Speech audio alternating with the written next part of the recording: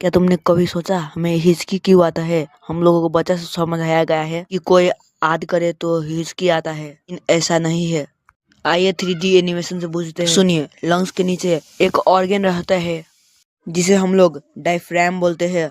इसके काम होता है हम लोगों को श्वास लेने में मदद करता है।